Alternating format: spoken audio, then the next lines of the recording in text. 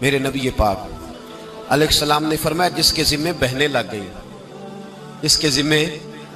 بہنیں جس کے ذمے لگ گئی، باپ کمزور ہو گیا یا باپ انتقال کر گیا، جس کے ذمے بہنوں کی ڈیوٹی لگ گئی، محبوب فرمانے لگے اس نے 3 بہنوں کی اچھی پرورش کی، اچھا ادب سکھایا اور عزت کے ساتھ رخصت کر دیا، یا 2 بہنیں اس کے ذمے لگی، اس نے آداب سکھائے، یہ ابو داؤد شریف ہے، ابن ماجہ ہے، اور پھر ان کو رخصت کر دیا عزت کے ساتھ۔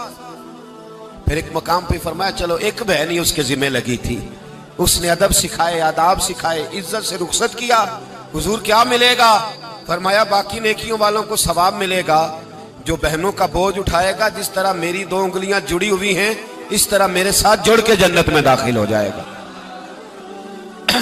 ابھی اس حق کا تعین کس نے کیا؟ نبی پاک صلی اللہ علیہ وسلم۔ اب اگر کہیں یہ کہا جائے کہ بس بھئی صحیح ہو گیا، تمہارا کیا کام ہے، تمہاری کوئی ذمہ داری ہے، تم نے کوئی ٹھیکہ اٹھایا ہوا ہے،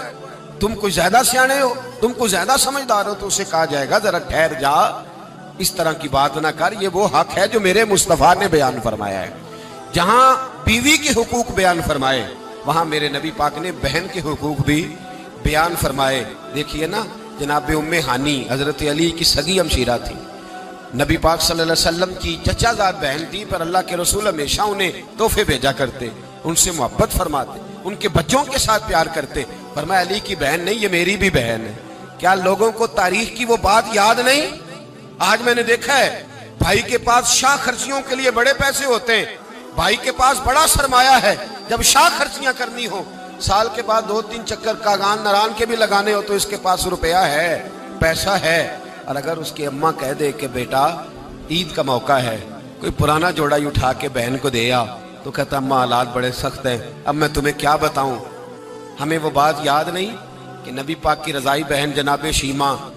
جب ان کے قافلے کے خلاف مسلمان لڑے، انہوں نے جنگ کی اور وہ قید ہو کے آئیں، تو حضرت ابو ہریرہ سے کہنے لگی جا کے مصطفیٰ کریم کو بتاؤ میں تمہاری بہن ہوں۔ تو حضرت ابو ہریرہ کہتے ہیں میں بی بی کا پرانا دوپٹہ دیکھتا، اس کی کیفیات دیکھتا، پھر جملے دیکھتا، مجھے سمجھ نہ آتی،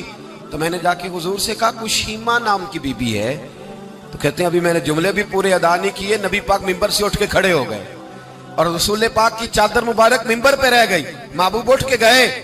اور پھر جناب شیمہ کو گھر لے گئے اور پھر فرمایا عائشہ کو بلاؤ، فاطمہ کو بلاؤ، سودا رفسہ کو بلاؤ، ان سب سے کہو آؤ دیکھو میری بہن میرے گھر میں آئی۔ یہ رشتوں کا احساس، یہ رشتوں کی کیفیات، یہ درد، یہ سوز، یہ حضور نے ہمیں تعین کر کے دیا، یہ نبی پاک علیہ السلام نے ہمیں بتا کر کے دیا ہے۔ حضور نے ڈھیروں تحفے دیے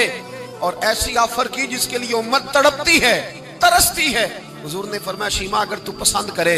تو تیرے لیے مدینے میں مکان نہ بنا دوں، اگر تو کہے تو یہاں تیرے لیے مکان نہ بنا دوں جہاں 70,000 فرشتے روز سلامی دینے آتے ہیں،